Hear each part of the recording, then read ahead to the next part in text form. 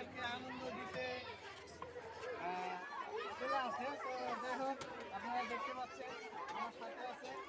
তো খুবই ভালো লাগতেছে আমার এখানে এসে আনন্দ করতে, খুবই ভালো লাগতেছে আমারও।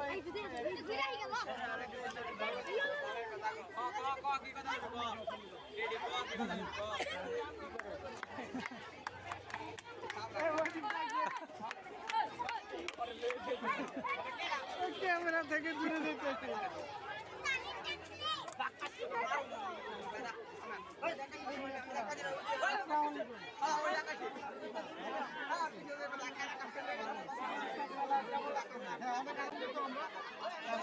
আমাদের বাচ্চারা অনেক আনন্দিত, এতে খুশি।